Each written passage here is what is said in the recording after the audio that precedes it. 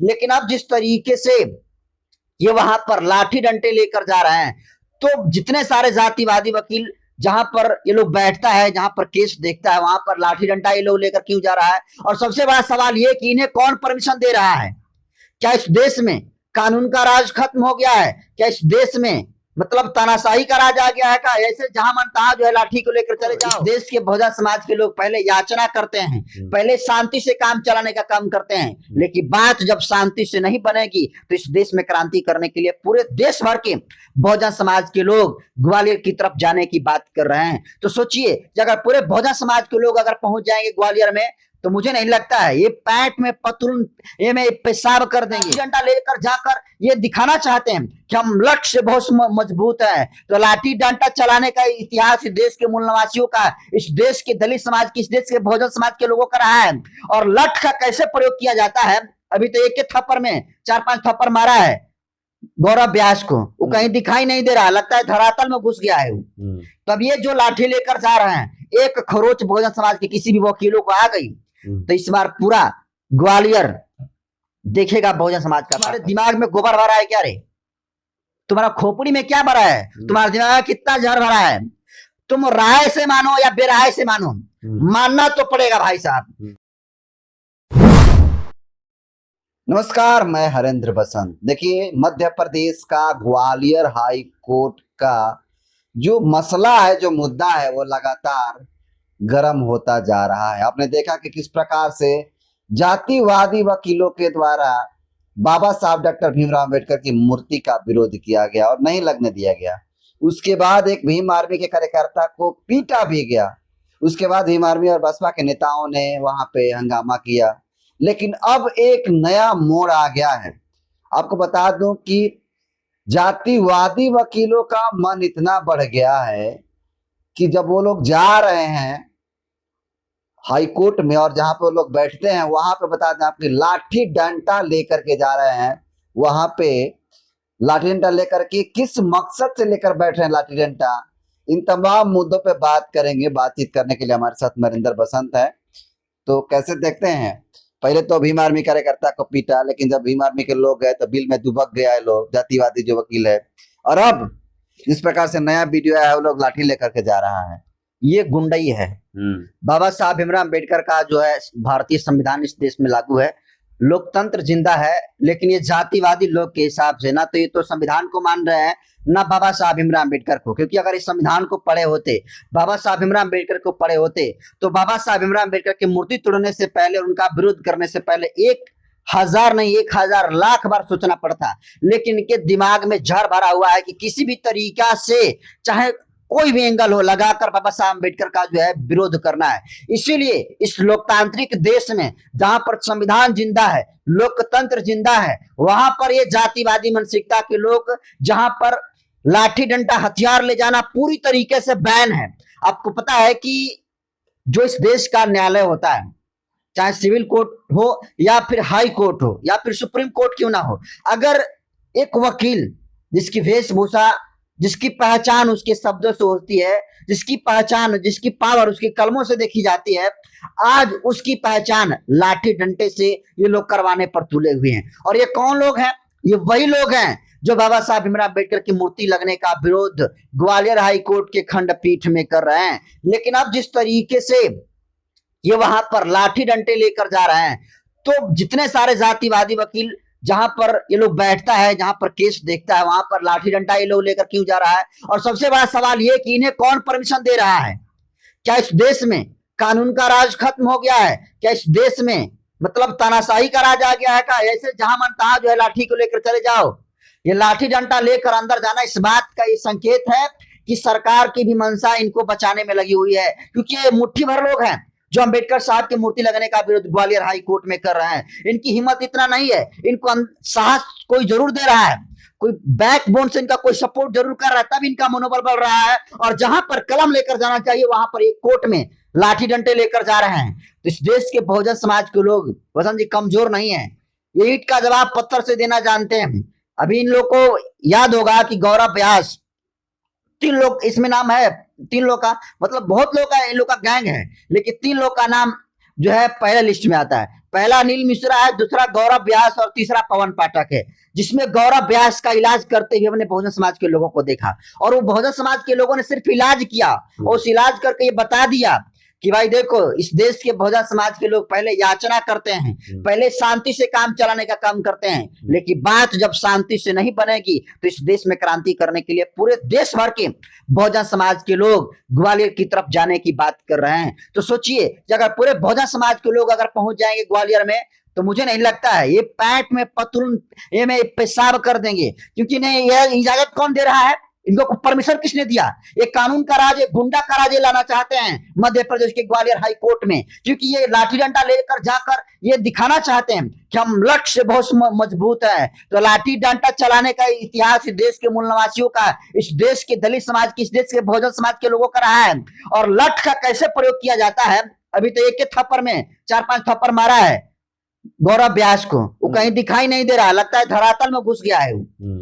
तब ये जो लाठी लेकर जा रहे हैं, एक खरोच बहुजन समाज के किसी भी वकीलों को आ गई तो इस बार पूरा ग्वालियर देखेगा बहुजन समाज का ताकत, क्योंकि लगातार आंदोलन हो रहे हैं। और मैं तो कह रहा हूं कि इसमें बड़ी लापरवाही पुलिस प्रशासन की है। जब मध्य प्रदेश के जो चीफ जस्टिस थे, उनका जब ये परमिशन आ गया था, जिला प्रशासन का न्यायालय आ गया था कि वहां पर मूर्ति लगेगी, यहाँ पर कोई सामाजिक संगठन थोड़े कहा था, कोई भीम आर्मी और बहुजन समाज पार्टी थोड़े कहा था कि ग्वालियर हाईकोर्ट के खंडपीठ में बाबा साहब भीमराव अम्बेडकर की मूर्ति लगेगी।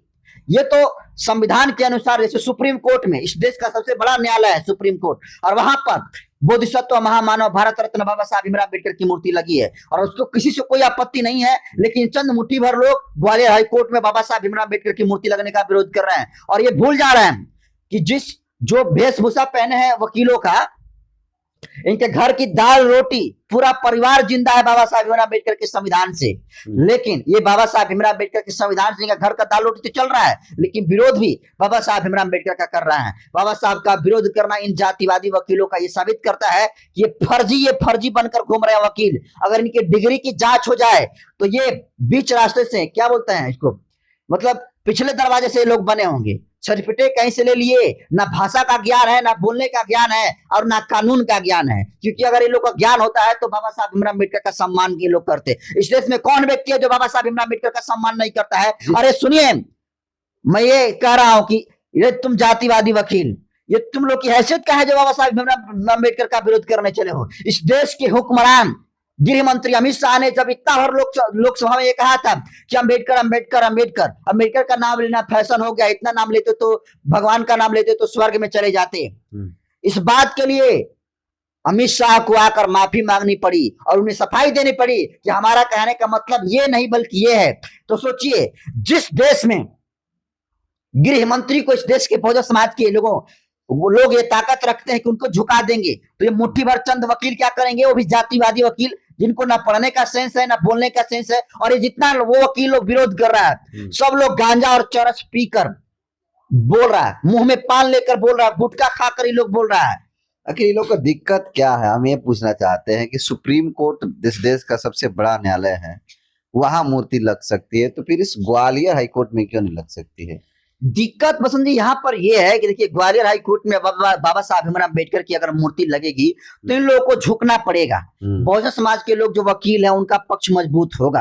हालांकि उनका पक्ष मजबूत होगा नहीं होगा ये तो दूसरा बात है, लेकिन बाबा साहब भीमराव अम्बेडकर की मूर्ति जब लगेगी तो सब लोग जानेंगे कि अम्बेडकर कौन है ग्वालियर हाई कोर्ट में, पहला बात। दूसरा बात ये कि इन जातिवादी वकीलों का वकील जो है झुकना पड़ेगा, ये कहना पड़ेगा नहीं जाओ अम्बेडकर जी क्या, जैसे अम्बेडकर चौक होता है तो जिससे नहीं लोग कहता है कि अरे फलाना जगह अम्बेडकर चौक है, आप भी यहीं पर आ जाइए। तो इसीलिए ये लोग का ये डर लग रहा है कि कोई अम्बेडकर बोलेगा कि अम्बेडकर जी की मूर्ति के पास है, और अम्बेडकर जी से ये लोग का इतना नफरत है कि अम्बेडकर साहब की मूर्ति का ये लोग विरोध कर रहा है। दिक्कत बस इतना भर है कि ये लोग बाबा साहब भीमराव अम्बेडकर के सामने झुकना नहीं चाहते हैं। उनका नाम प्रचार प्रसार से ये लोग को दिक्कत है, इसीलिए ये बाबा साहब भीमराव अम्बेडकर की मूर्ति लगने का विरोध कर रहा है। लेकिन मैं ये कह देना चाहता हूं कि ये जो लाठी डंडा लेकर धमकाने का काम कर रहे हैं जातिवादी वकील, अगर बहुजन समाज के लोग अगर एकता बना लिए, अगर सारे नियम कानून कायदे को अगर रख दिए और रखकर सामने आ गए, तो फिर पिछले दरवाजे से इन लोगों को भागना पड़ेगा।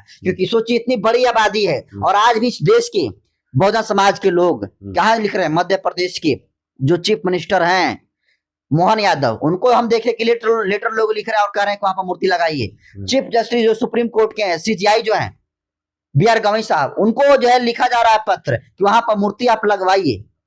मैं ये कह रहा हूं कि अगर जैसे ही लोग विरोध करके कह रहा है कि मूर्ति वहां पर नहीं लगेगी, अगर लगेगी तो हम तोड़ देंगे मुट्ठी भर लोग। तो जिस दिन चाह जाएगा, आपने देखा ना 11 जून को कितना ग्वालियर जो है नीला नीला हो गया था। अगर लोग चाहता तो उनके लिए मूर्ति लगवाना बहुत मतलब बहुत मुश्किल काम था क्या? 2 मिनट का काम था, ग्वालियर हाई कोर्ट के कोर्ट परिसर में मूर्ति लगा देते सारे लोग, क्योंकि 5 अच्छा, अंबेडकर जो संगठन था, अंबेडकर महापंचायत लगा था, तो लोग लगा देते अपने पावर से। लेकिन वो लोग संविधान और इस कानून का सम्मान करते हैं, इसीलिए वो लोग चुप हैं। सवाल मेरा ये है अगला कि क्या इसके पीछे जो जातिवादी वकील हैं जो बाबा साहब का विरोध कर रहे हैं, क्या इसके पीछे आरएसएस का हाथ है क्या? क्योंकि जिस प्रकार से एक तस्वीर वायरल हुई थी। हाँ हाँ, बिल्कुल आरएसएस का हाथ है। गौरव व्यास का देख लीजिए, पवन पाठक का देख लीजिए, अनिल मिश्रा का देख लीजिए, ये लोग का जो तस्वीर वायरल हो रही है, अधगट्टी पैंट पर ये लोग है, और आरएसएस वाली जो टोपी और व्हाइट कलर का जो हाफ शर्ट होता है, वो लोग पहनकर, हाफ पैंट पहनकर ये लोग आरएसएस से जुड़ा हुआ तस्वीर वायरल हो रही है। और ये तो खुलेआम है। और ये तस्वीर को छोड़िए, ये लोग गला फाड़ फाड़ कर भाई कह रहा है कि आरएसएस के हम आदमी हैं। हम गौरव व्यास ने कहा कि हाँ हम मनुवादी हैं। अनिल मिश्रा तो कह रहा है कि बाबा साहब भीमराव अम्बेडकर संविधान नहीं लिखा है। तो ये चश्मा वाले अनिल मिश्रा, अरे तुम्हारे दिमाग में गोबर भरा है क्या रे? तुम्हारा खोपड़ी में क्या भरा है? तुम्हारे दिमाग में कितना जहर भरा है? तुम राय से मानो या बेराय से मानो, मानना तो पड़ेगा भाई साहब। मतलब कि जिसको ये बी आर राव को कह रहा है कि बी आर राव ने संविधान को लिखा, मतलब एक टाइप राइटर, और एक टाइप राइटर एक टाइप राइटर कर दिया तो संविधान हो गया। मतलब जो व्यक्ति दिमाग से जो बताया कि ये बताओ, अगर बाबा साहब भीमराव अम्बेडकर आम को अमरूद लिख दिए होते तो ये जो बी आर राव है क्या करता? आम को अमरूद ही लिखता ना। लेकिन बाबा साहब ने क्या किया कि आम को आम लिखा, अमरूद को अमरूद लिखा। तो बाबा साहब ने दिमाग लगाया, बाबा साहब ने संविधान को लिखा। लेकिन ये बी आर राव का कह रहा है, बी आर राव का सम्मान मैं करता हूं, और उन सम्मान उन सभी लोगों का है जो संविधान सभा में मौजूद थे, संविधान समिति का हिस्सा जो थे। लेकिन संविधान समिति का हिस्सा ये बी आर राव तो नहीं थे, तो फिर भारतीय संविधान के रचयिता कैसे हो गए? मेन बात यह है कि बाबा साहब भीमराव अम्बेडकर का जो विचार तेजी से आगे बढ़ रहा है, उससे इन तमाम जातिवादियों के पेट में ऐठन उठ रही है। और मैं ये कह दे रहा हूं कि बाबा साहब भीमराव अम्बेडकर की मूर्ति ग्वालियर हाई कोर्ट में आज नहीं तो कल लग के रहेगी, चाहे शांति से लगे चाहे क्रांति से। चलिए, तो ये थे नरेंद्र बसंत जो ग्वालियर हाई कोर्ट में लाठी लेकर के जो लोग रखा हुआ जातिवादी वकील, उस पर अपना राय रखा और तमाम जो इससे रिलेटेड मुद्दे हैं उस पर बात किए। इनकी बात को आप कैसे देखते हैं कमेंट कर दीजिए। बहुत बहुत धन्यवाद।